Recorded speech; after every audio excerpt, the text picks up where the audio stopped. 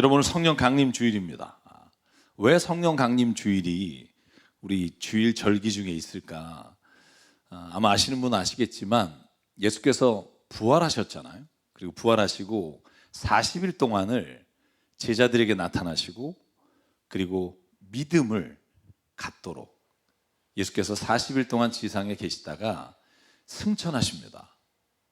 그 승천하신 후에 사도행전 2장에 120명의 예수님의 제자들과 따랐던 사람들이 예수님을 잊지 못하고 모여서 오순절 마가의 다락방에서 기도할 때 성령이 임하시는 사건이 일어나요. 그걸 우리가 승천하신 후에 10일 후라고 생각하는 이유는 그때가 오순절이기 때문입니다. 구약의 절기상 6월절이 지나고 50일이 지나면 우리가 보통 그 밀을 추수하는 기간, 그래서 그걸 우리가 오순절이라고 말하는데, 기독교 절기에서는 예수께서 부활하시고 또 승천하시고 그래서 50일 후에 성령이 마가의 다락방에 임하셨다. 그래서 저희가 예수께서 돌아가신 후 부활하시면서 50일 후를 저희가 성령 강림 주일로 지킵니다. 오늘 성령 강림 주일에 성령에 대해서 한번 생각해 보는 시간을 가지려고 합니다. 제가 여러분에게 먼저 질문할게요. 여러분, 성령이 어떤 분이라고 생각하십니까? 성령, 그러면 어떤 분은 되게 힘들어 하시는 분이 있어요. 성령이 도대체 이렇게 보이지도 않고 어떤 실체라고 말하기도 어렵고. 여러분, 성령을 어떻게 이해하십니까? 어떻게 성령에 대해서 생각하고 계십니까? 오늘 그 생각을 좀 가지고 오늘 말씀을 좀 나누면 아마 가장 큰 주제에 대해서 우리가 오늘 이해할 수 있지 않을까 생각합니다. 여러분, 성령을 오늘 제가 말씀의 제목을 이렇게 잡았어요. 성령은 인격적인 분입니다. 제가 왜 이 타이틀을 걸었냐 하면 너무나 많은 성령의 오해가 있는데 그 오해의 핵심이 뭐냐면 성령을 인격적인 분으로 내가 만나고 체험하고 고백하지 않기 때문에 나타난 일들이 너무나 많다는 거예요. 여러분, 그러면 성령이 인격적이다 하면 그 인격이다라는 말이 뭔지는 알아야 될 거 아니에요. 제가 사전을 찾아봤어요. 그래서 사전이 여러 가지가 있습니다만 철학과 법률 사전에 보면 인격체, 인격이라는 걸 이렇게 해놨어요. 도덕적 행위의 주체가 되는 거예요. 그러니까 어떤 도덕적인 결정을 할 수 있는 존재를 인격이라고 말해요. 그리고 자기 결정적이고 자율적인 의지가 있어서 자신이 목적이 될 수 있는 존재가 인격체라고 말해요. 그러니까 어떻게 말하면 여기 있는 모든 분들이 한 인격체예요. 왜냐하면 우리는 이 모든 걸 할 수 있기 때문에. 그 성령이 인격이십니다. 인격적인 분입니다라고 말할 때 우리가 보통 인격이라고 말하고 하는 이 모든 이 요소들을 가지고 있다고 말해야 우리가 성령 인격적인 분이라는 걸 고백할 수 있다는 거죠. 여러분, 그러면 이 단어를 정확히 좀 알기 위해서 한번 반대로 생각해 보실래요? 인격적이다 반대가 뭘까요? 비인격적인 거죠. 쉽게 말하면 비인격적이란 말은 도덕적으로 행위의 주체가 될 수 없고요, 자기 결정권이 없고 자율적인 의지가 없는 존재를 우리가 비인격적이라고 말해요. 보통 우리가 물건을 대하거나 우리가 어떤 사물을 대할 때 인격적으로 대하지 않습니다. 그러니까 쉽게 말하면 어떤 능력과 기능은 있지만 주체적인 결정권이 없는 존재를 비인격적이다라고 말합니다. 제가 왜 이렇게 장황하게 인격적이라고 하는 말을 설명하냐 하면 성령에 대해서 너무나 많은 오해가 이 인격적인 분으로 만나지 않기 때문에 생긴다는 걸 제가 너무나 많이 봐왔기 때문에 그렇습니다. 여러분, 그러면 성경은요, 성령을 인격적인 분이라고 소개하고 있는가? 제가 여러분에게 말씀을 오늘 나눠보려고 해요. 인격적이라고 하면 여러분 세 가지 요소가 있어야 됩니다. 지적으로 생각할 수 있는 능력이 있어야 도덕적으로 결정할 수 있고요, 감정적으로 내가 그것에 대해서 반응할 수 있어야 인격적이라고 말하고요, 의지적으로 어떤 것을 결단할 수 있을 때 인격적이라고 말할 수 있어요. 성령을 이렇게 말하고 있는가? 여러분, 성경 찾아보셨나요? 성경은요, 고린도서 2장 10절부터 13절에 보면 성령은요, 분명히 말씀을 깨닫고 계시하시고 지적으로 하나님의 말씀을 우리에게 가르치는 분이라고 설명합니다. 여러분 본문을 좀 볼까요? 10절에 보면 이렇게 되어 있습니다. 하나님께서는 성령을 통하여 이런 것들을 우리에게 계시해 주셨습니다. 우리가 하나님의 말씀을 알 수 있는 이유는요, 성령이 오늘 우리에게 그 말씀을 지금의 말씀으로 듣도록 계시해 주시기 때문이라고 저는 믿습니다. 또 하나는 11절, 하나님의 영이 아니고는 아무도 하나님의 생각을 깨닫지 못한다는 거예요. 사랑하는 여러분, 저와 여러분이 어떻게 하나님의 말씀을 지금 나의 삶에서 깨닫게 될까요? 성령께서 우리로 하여금 그 말씀을 깨닫게 해주시기 때문이라는 거예요. 13절, 우리가 이 선물들을 말하되 사람의 지혜에서 배운 말로 하지 아니하고 성령께서 가르쳐 주시는 말로 합니다. 세상에 어떤 학문이 가르쳐 주는 게 아니라 성령께서 우리에게 알려주시는 그 가르치심을 따라 말씀을 읽을 때 우리가 하나님의 말씀을 오해하지 않는다는 거예요. 성령은요, 지적인 분이에요. 여러분, 이걸 예수께서 요한복음 14장에 이렇게 설명합니다. 내가 아버지께 구하겠다. 그리하면 아버지께서 다른 보혜사를 보내셔서 영원히 너희와 함께 계시게 할 것이다. 그 영을 예수께서 뭐라고 말하냐 하면 그는 진리의 영이시다. 진리란 말이 뭐예요? 옳고 그름이 무엇인지를 분간할 수 있는 거예요. 무엇이 잘못된 것인지를 아시는 분이 성령이라는 거예요. 여러분, 왜 우리가 기도할 때 성령께 구합니까? 내가 지금 이렇게 결정하는 게 하나님 잘못된 겁니까? 아니면 정말 하나님 기뻐하시는 겁니까? 내가 모를 때 성령께서 그것을 우리에게 알려주신다는 거예요. 제가 여러분 상담 오셔서 이런 분 있어요. 하나님 뜻을 알면 너무 좋겠어요. 내가 진짜 하나님 뜻을 모르겠어요. 진짜 모르세요? 아는데 안 하고 싶은 게 아니에요? 전 개인적으로 하나님의 뜻을 99%는 알아요. 죄송해요. 되게 교만해 보이죠? 말씀을 알면 99%는 분간할 수 있어요. 이게 옳은 건지 그른 건지. 왜 그런데 하나님의 뜻이 인지 아닌지를 모르겠다고 말하는지 아세요? 나는 그걸 하고 싶으니까. 왜 갈등이 있냐 하면 하나님의 뜻은 알아요. 근데 내가 이걸 하고 싶어요. 그럴 때 하나님의 뜻을 자세하게 묻지만 사실은 내가 그 뜻을 따라 살고 싶지 않을 때 우리가 질문할 때가 많다는 걸 솔직히 고백해야 돼요. 진리의 영은요, 분명히 우리에게 알게 하십니다. 이게 옳은 일인지 그른 일인지. 그런 일인지 아는데 우리가 이런 얘기 하잖아요. 하나님 딱 한 번만 눈 감아 주십시오. 요번만 잘 되고 나면 제가 좀 안정적이 되니까 다음부터 하나님 말씀 잘 지키겠습니다. 여러분, 그거 아니에요. 여러분, 확실한 건 성령은 우리에게 가르치시고 알려주시고 깨닫게 하시는 분이라는 거예요. 그래서 그분을 인격적이다, 인격이라고 말합니다. 두 번째는요, 그러면 성령을 성경에서 그분이 감정적으로 우리와 함께 공유하시고 우리와 함께 느끼시느냐 분명히 말합니다. 여러분, 에베소서 4장 29절 30절에 성령에 대해서 이렇게 사도 바울이 말해요. 나쁜 말은 입 밖에 내지 마라. 덕을 세우는데 필요한 말이 있으면 적절한 때 해서 듣는 사람이 은혜가 되게 하라. 사도 바울이 권고한 다음에 뭐라고 말해요? 그렇게 하지 않으면 하나님의 성령을 슬프게 하게 되는 거다. 성령을 슬프게 하지 마십시오. 여러분, 성령은요 그냥 무인격적으로 우리에게 무엇인가 능력을 주는 분이 아니라 우리가 삶의 자리에서 주의 말씀을 깨닫고 살지 못하면 슬퍼하시는 분이에요. 그러니까 예수께서 이 땅에 계실 때 배고프시고 눈물을 흘리시고 그분께 사셨던 일과 똑같이 성령은 우리에게 오늘 역사하시는 분인 줄 믿습니다.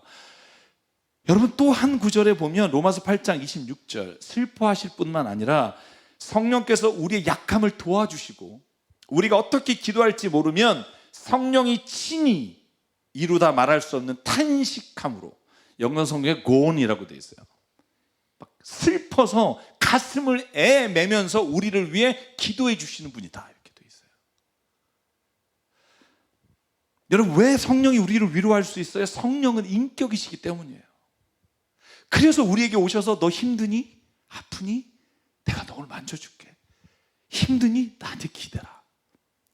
성령이 오늘 우리에게 이렇게 말씀해 주신다는 거예요. 예수께서는요, 육신의 몸으로 이 땅에 계시는 동안 그 육신에 함께 했던 사람들에게 그 일을 행하셨고, 성령은 예수께서 가신 후에 오늘 우리 모두에게 그 일을 해주시는 분이 성령님이시다는 거예요.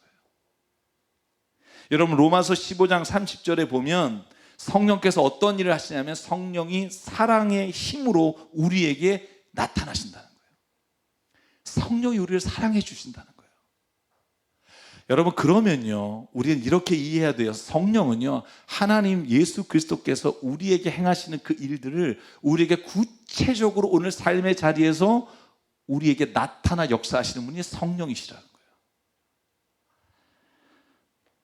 마지막으로 인격적이다라는 말은요 의지적으로 자율적인 의지를 가지고 행하실 수 있어야 돼요. 성경은 성령에 대해서 뭐라고 말씀하시느냐 하면 은사에 관한 말씀을 나누는 고린도전서 12장 이렇게 표현합니다.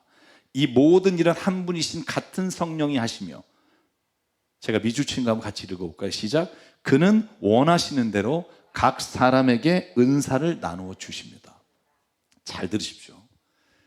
성령이요 은사를 그냥 아무에게나 막 주시는 게 아니라 각자가 필요한 대로 하나님이 성령을 통해서 우리에게 은사를 주신다는 거예요.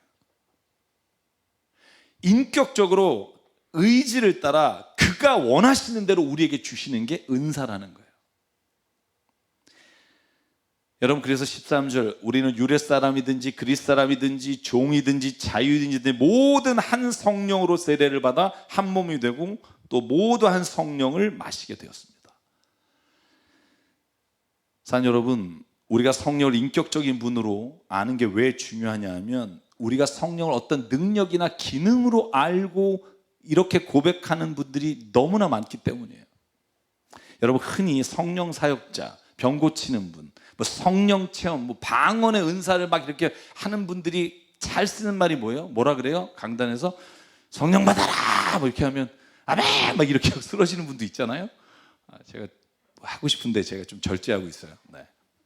불 받아라 그러면 막 와 뜨거 막 이러잖아요, 그죠? 인격적이신 성령님을 저는 모독하는 거라고 생각해요. 내가 말하면 성령이 나타나서 확 뿌려지고 막 불이 내려서, 여러분 성령님은요 본인의 뜻에 따라 오늘 우리가 받을 것과 행할 것과 가르칠 것을 주시는 분이 성령님이지, 내가 능력이 있다고 해서 성령님 오늘 여기 확 오십시오 그러면 내가 원하는 대로 기능적으로 행하시는 분이 아니라는 걸 잊지 마십시오. 절대 성령님은요 그분의 인격을 따라 우리에게 행하시지 능력 있는 자의 요청을 받아서 기능을 행하시는 분이 절대 아닙니다.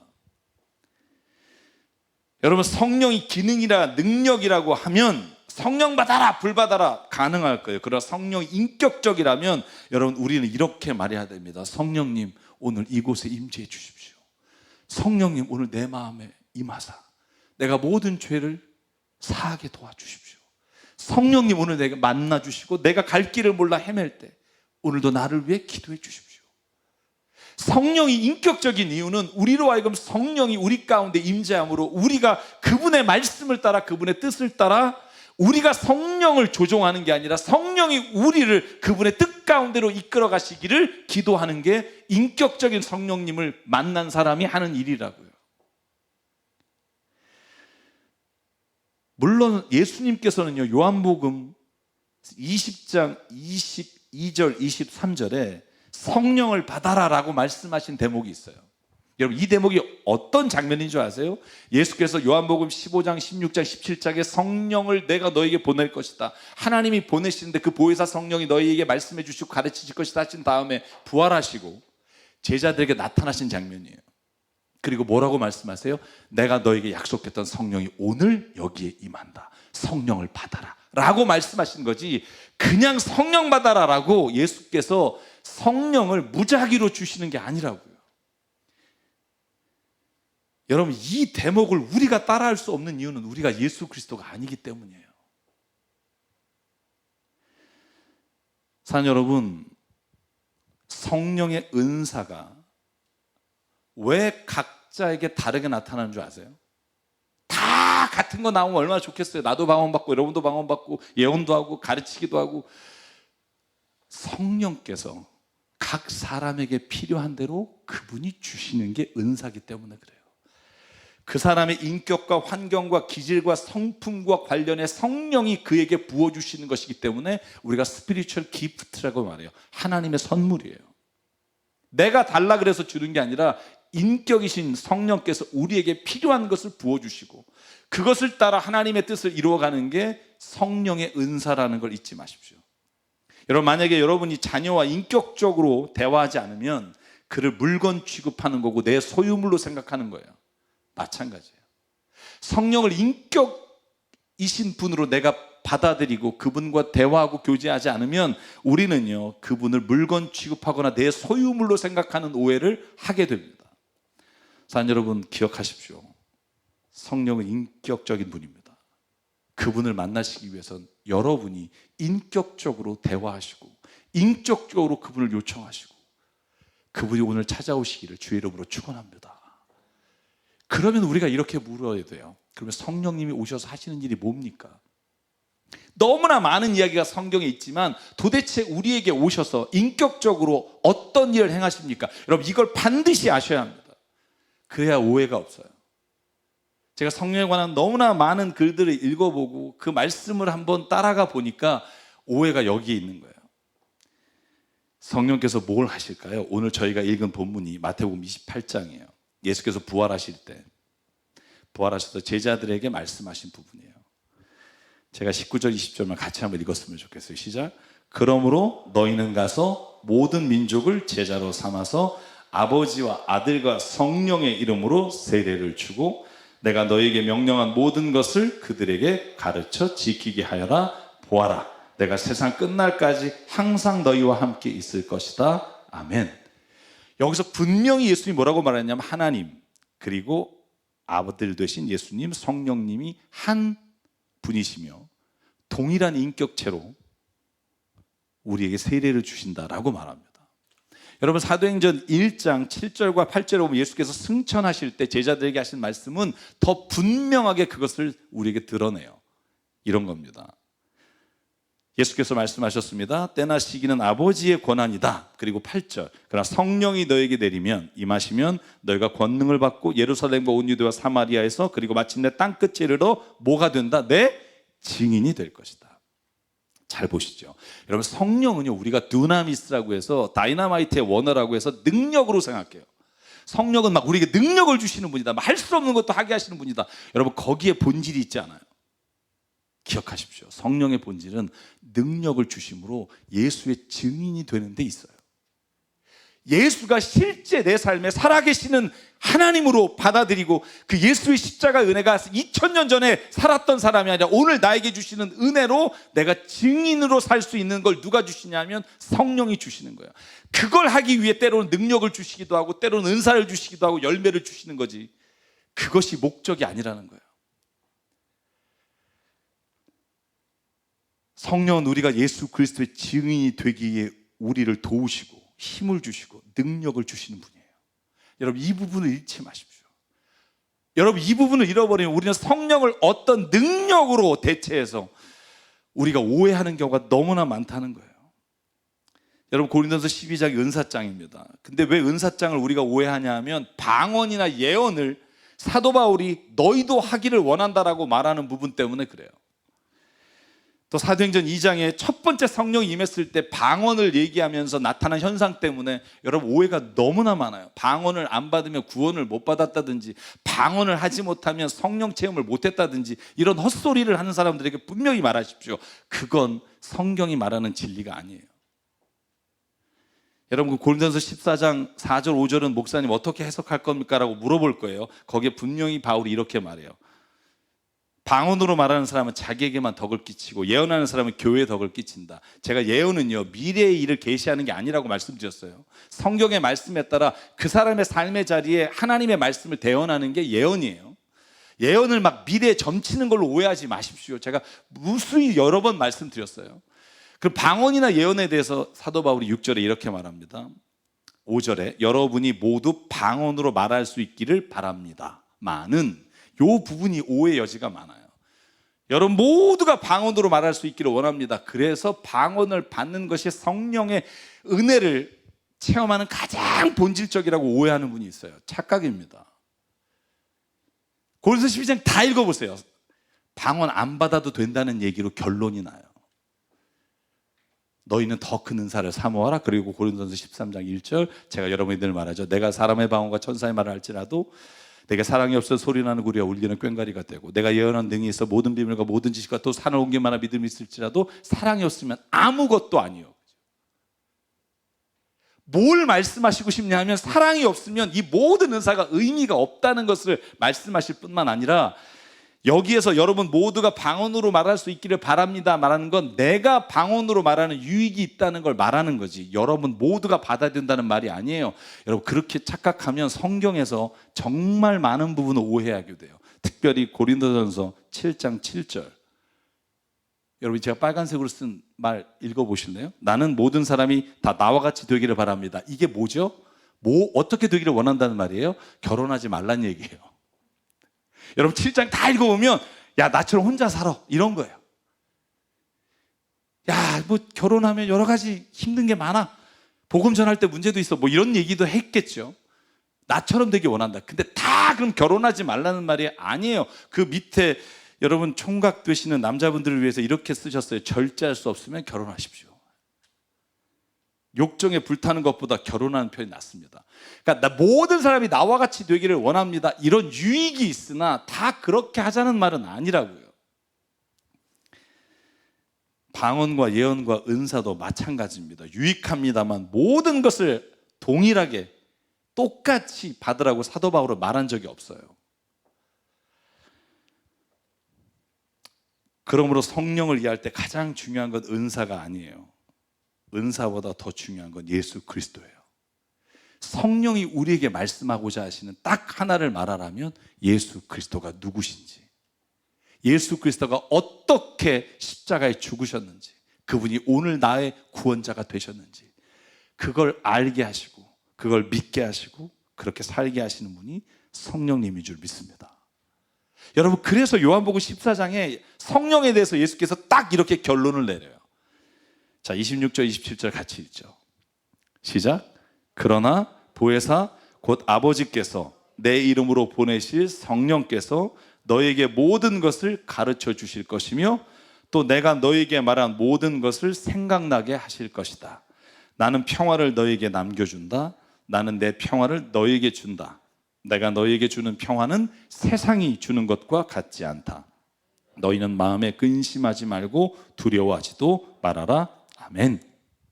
성령이 하시는 가장 중요한 일, 예수께서 하신 말씀, 모든 말씀을 기억나게 하시는 거예요. 그래서 그 말씀을 따라 사는 증인이 되게 하시는 거예요. 그걸 위해서 필요하면 은사를 주시고 그걸 위해 필요하면 능력을 주시는 거예요. 그게 성령께서 하시는 일이며 성령이 무엇인지를 우리에게 분명히 알려주시는 겁니다. 그러므로 사랑하는 여러분, 인격적이신 성령을 만나기를 주의 이름으로 축복합니다. 성령이 오셔서 우리에게 하시는 가장 큰 일은 능력 행함이 아니에요. 병 고치는 게 아니에요. 어떤 될 수 없는 일을 가능케 하시는 게 성령이 하시는 가장 본질적인 일이 아니에요. 성령은 우리에게 예수 그리스도가 누구신지를 분명하게 알려주시는 분. 여러분 이 한 가지만 저희가 깨닫는다면 저희의 삶에서 보다 엄청나게 큰 일을 깨닫고 살아갈 수 있습니다. 여러분 그래서 요한복음 15장 26절 예수께서 이렇게 말합니다. 내가 아버지께로부터 너에게 보내실 보혜사 곧 아버지께로부터 오시는 진리의 영이 오시면 그 영이 나를 위하여 증언하실 것이다. 너희도 처음보다 나와 함께 있었으므로 나의 증인이 될 것이다. 그러므로 성령이 어떤 것을 예수에 대해서 증언하시느냐를 요한복음 16장 7절부터 11절에 정확히 말씀드립니다. 여러분 이 말씀을 꼭 기억하십시오. 그러면 보혜사 성령이 너에게 오면 7절 너에게 뭘 보여주시냐면 죄에 대하여, 의에 대하여, 심판에 대하여. 여러분 이걸 잘 기억하십시오. 죄에 대하여함은 나를 믿지 않았기 때문이며, 의에 대하여하면 내가 아버지께로 가고 너희가 나를 더 이상 못 볼 것이며, 심판이라 하면 이 세상의 통치자가 심판을 받았기 때문이다. 이 모두가 다 예수 그리스도와 관련되어 있어요. 사랑하는 여러분, 성령이 증언하는 것은 예수 그리스도시며 이 땅에 와서 예수가 하신 일에 대한 증언이에요. 죄와 의와 심판에 관한 그 모든 일이 한 단어로 요약하면 뭐죠? 십자가예요. 예수께서 왜 이 땅에 오셔서 죽으셨습니까? 우리 죄를 해결하시기 위해. 제가 지난주에 말씀드렸죠. 회개하고 회개하면서도 돌이킬 수 없는 그 죄를 예수께서 담당하시려고 이 땅에 오셨고요. 예수께서 왜 십자가의 죽으심으로 우리의 죄를 사하셨습니까? 하나님 앞에서 의로운 자로 우리를 세우시기 위해. 마지막 날 심판대 앞에 섰을 때 우리를 증언하시는 분, 그것이 예수 그리스도의 십자가의 은혜로 말미암아 구원받은 우리를 하나님 앞에서 변호하시고 오른쪽에서 증인이 되어주시는 분이 예수 그리스도의 십자가. 성령이 뭘 우리에게 말합니까? 예수 그리스도의 십자가의 은혜와 하나님의 사랑을 증언하는 일이 바로 성령께서 오늘 우리에게 부어주시는 은혜인 것을 잊지 마십시오. 그 외에 다른 어떤 것들은요, 그것을 위해 우리에게 주시는 은사이지 그것이 목적이 아니라는 거예요. 사랑하는 여러분, 우리가 그러면 왜 은사를 받아야 합니까? 여러분, 성경에서 정확히 말하고 있어요.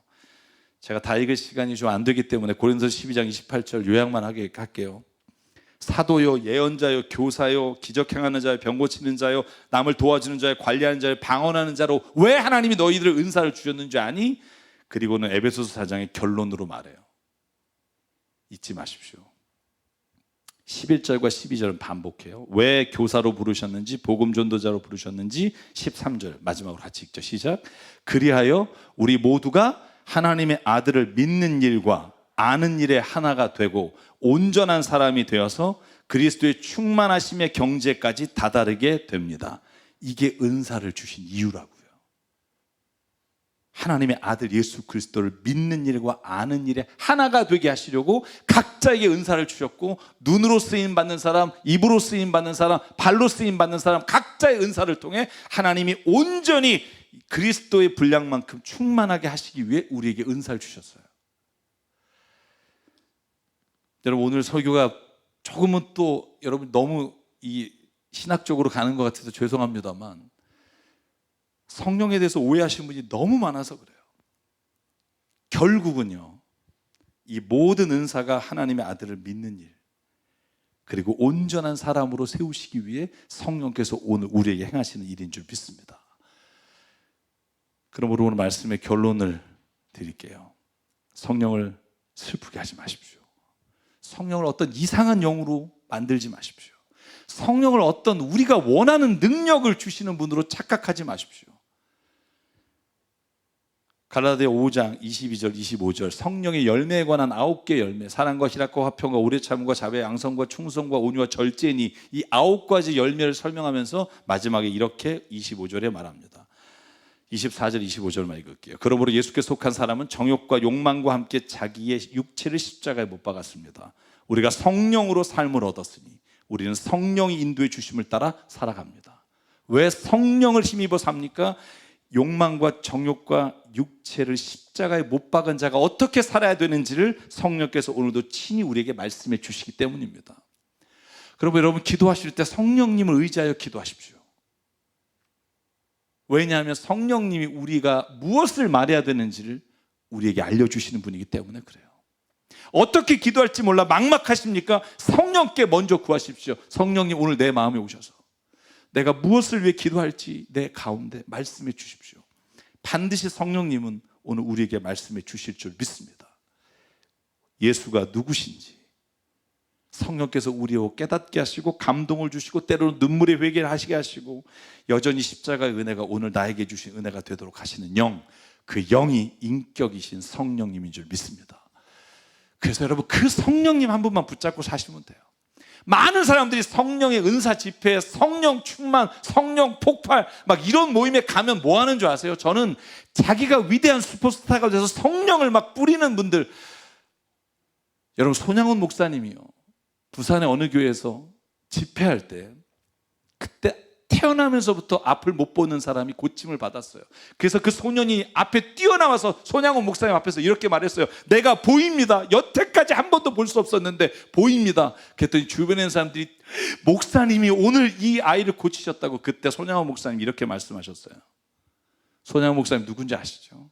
자기의 원수, 자기 아들을 죽인 그 사람을 자기 양아들로 삼은 그분이 이렇게 말했어요. 아닙니다. 내가 고친 게 아닙니다.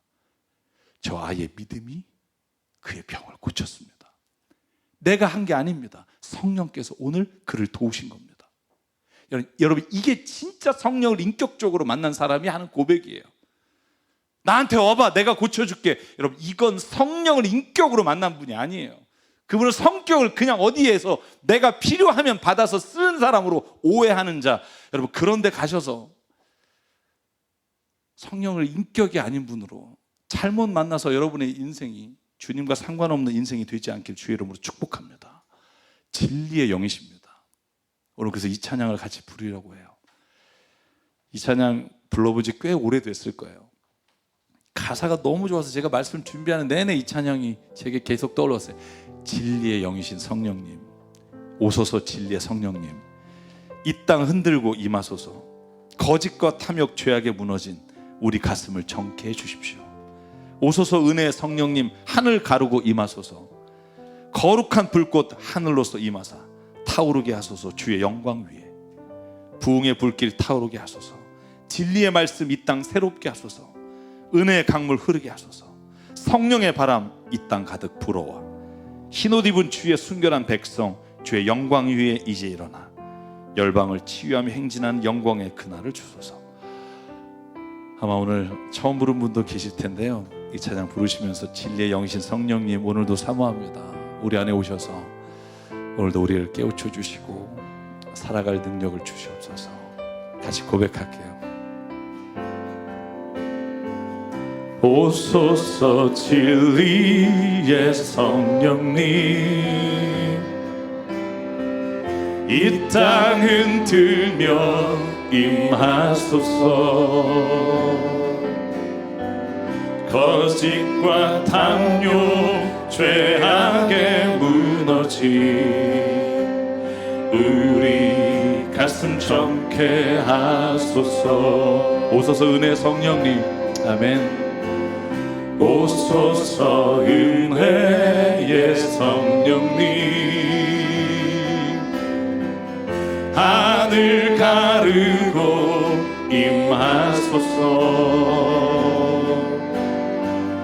거룩한 불꽃 하늘로서 임하사 타오르게 하소서. 주 영광 위에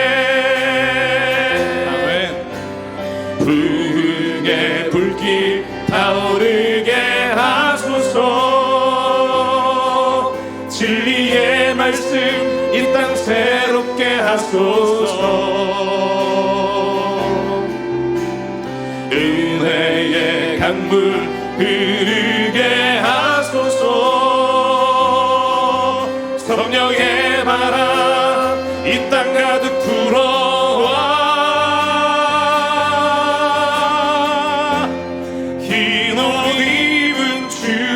순결한 백성 주의 영광 위에 이제 일어나 열망을 치유하며 행진하는 영광의 그날을 주소서. 우리 한번 일어나서 같이 불러볼까요? 오소서 진리의 성령님. 아멘. 이 땅은 들며 임하소서. 거짓과 탐욕 죄악에 무너진 우리 가슴 정케 하소서. 오소서 은혜의 성령님. 오소서 은혜의 성령님, 하늘 가르고 임하소서. 아멘. 거룩한 불꽃 하늘로서 임하사 타오르게 하소서. 주 영광 위에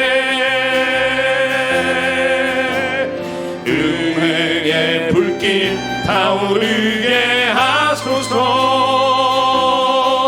진리의 말씀 이 땅 새롭게 하소서. 은혜의 강물 흐르게 하소서. 성령의 바람 이 땅 가득 불어와. 흰 옷 입은 주의 순결한 백성, 주의 영광 위에 이제 일어나 열방을 치유하며 행진하는 영광의 그날을 주소서. 아멘. 이 시간 함께 기도하겠습니다. 기도하실 때 하나님, 진리의 영이시며 예수 그리스도가 하신 모든 것들을 우리에게 깨닫게 하시며 오늘도 그 말씀을 따라 살아갈 능력을 부어주시며 오늘도 우리에게 위로하시며 우리에게 힘을 주시는 성령님, 오늘 성령님이 우리 안에 임재하여 주시사 우리에게 끊임없이 말씀해 주시고 우리가 의지적으로 당신의 말씀을 따라 살기를 소망합니다. 오늘 우리 가운데 인격적으로 임하셔서 우리의 모든 인격 가운데 하나님 역사하여 주시옵소서. 오늘 말씀을 기억하며 이 시간 결단하며 하나님 앞에 한 목소리로 기도하겠습니다. 사랑하는 하나님, 이 시간 주님 앞에 간절히 기도하오니 아버지 하나님, 오늘도 우리 안에 성령을 부어주시옵소서. 내 안에 아버지 정말로 내가 이길 수 없는 죄의 문제와 이길 수 없는 정욕의 문제와 이길 수 없는 하나님 아버지와 죄악의 문제와 예수께서 오늘도 우리에게 하신 그 놀라운 십자가의 구원의 은혜가 성령을 통해 우리에게 임하게 도와주시고 성령이 그 말씀을 깨닫게 하시고 성령을 돌이켜 주님께 돌아와 나갈 수 있도록 하나님 역사하여 주시옵소서. 성령님, 오늘도 아버지 정말로 주의 은혜와 능력이 아버지 세상으로부터 오는 것이 아니라 하나님으로부터 임함을 보면 아버지의 말씀과 은혜가 우리에게 성령으로 말미암아 다시 한번 일어나 아버지 주저하지 않고 일어나 다시 주님을 위해 나갈 수 있게 하나님은 내려 주시옵소서. 다시 일어나 걸어라. 아버지 오늘도 우리에게 말씀하시는 그 음성을 듣기 원합니다. 아버지 오늘도 말씀해 주시옵소서. 오늘도 예수께서 우리에게 선포하신 그 말씀을 하나님 떠오르게 하시고 기억하게 하시고 살아가게 도와 주시옵소서. 아멘.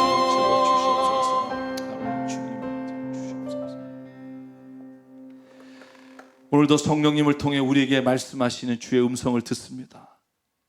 내가 세상 끝날까지 너와 함께 하겠다. 일어나 걸으라. 너희가 간구하면 이 모든 것에 응답하겠다.